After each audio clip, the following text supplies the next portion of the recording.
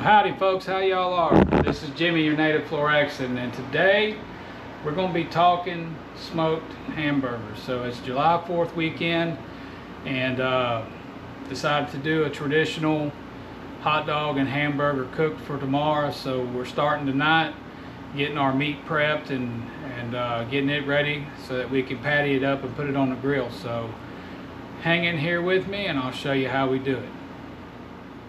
Alright folks, so we're going to get started here. Now what I got here, I got 4 pounds of ground chuck. I've got some bacon bits, some Worcestershire sauce, and I got a cup of ice water, which I'm going to tell you what I'm doing with that. And then I buy these Lipton onion soup mixes. And so what we're going to do is put the soup mix in here, and for 4 pounds I normally go a packet about every 2 pounds. And now the seasoning's real dry, and being ground chuck, it's only 80% fat. So here's where your Worcestershire, we're probably going to do 3 or 4 tablespoons of that, and then this is where that ice water is going to come in handy. Whenever I'm making sausage or I'm messing with any kind of ground meat and I'm trying to incorporate a dry seasoning, I always add some ice water to it to help that seasoning dissolve and get it mixed into the meat. Now you take a look at this. If you want some more onion in it or whatnot, keep in mind that that onion soup mix, that onion that's in it is going to swell. And so you don't want to get too crazy with it and then wind up putting too much in there. Like I said, a good rule of thumb, for me at least, has been about 1 packet of that onion soup mix per 2 pounds of ground meat. So we're going to kind of mix this in a little bit. And then I had a thought, you know, this is 80% meat and only 20% fat. So maybe we'll add some to it. And so what I also like doing is taking, you get these in the salad aisle, these packs of real bacon, and I was skeptical at first, but I can tell you they do taste like real bacon. So we're going to pitch some of them off in there,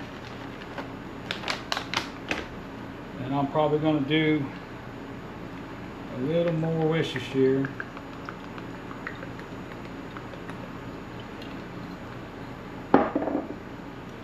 A little more water.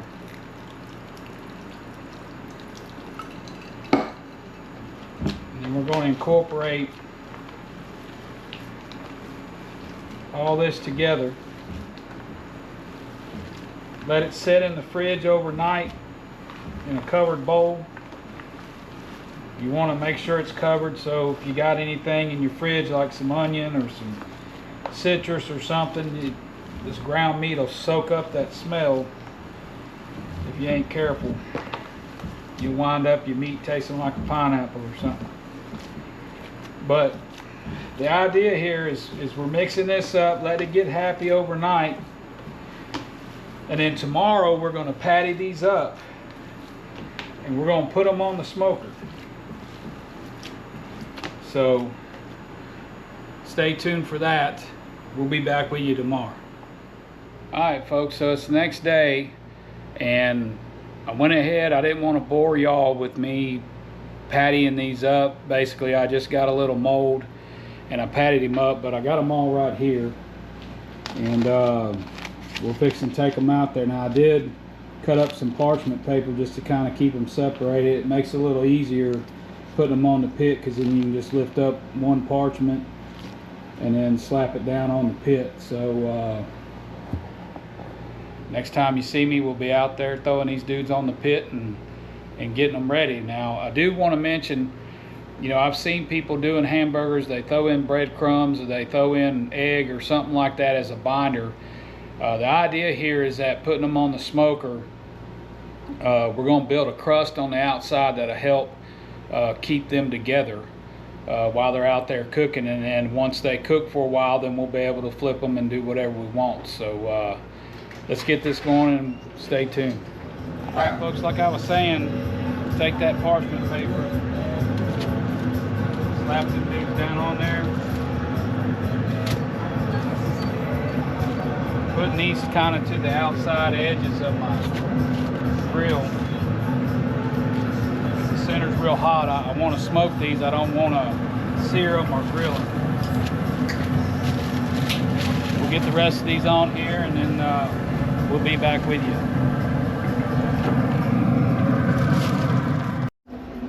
Alright, folks, we're just going to take a check here. See how around this edge is starting to build that crust I was talking about. That's what we want. Don't mind the pan of beans. I didn't show that to y'all, but that's just some pork and beans and a few little additives to have little baked beans here for the 4th of July. But maybe I'll do them on another video. But we're going to let these keep going, and then we're going to turn these here probably in a little bit. I want y'all to see this. We got maybe a dozen folks coming over, and the wife says, well, I'm going to do charcuterie. I guess she's doing charcuterie for the neighborhood. I don't know. Alright, folks, here's that time. Go ahead and start flipping these.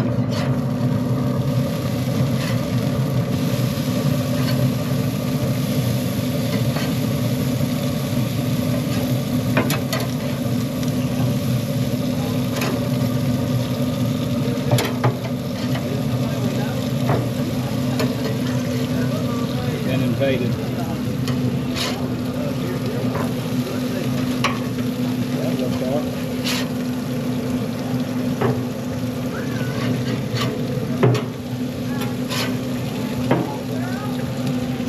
Alright, we'll let them keep running. Alright, I didn't record taking them off the pit, but this is what we ended up with. Cooked them to about 160, make sure they were well done, and hopefully everybody will enjoy them. Alright, folks, here we go. Smoked hamburger. Got a little bit of them baked beans. I'll do a cook on them later. And then a hot dog, your all-American 4th of July meal right here. And I'll tell you, this is good. Y'all need to try it out. So thanks for watching. We'll see you on the next one.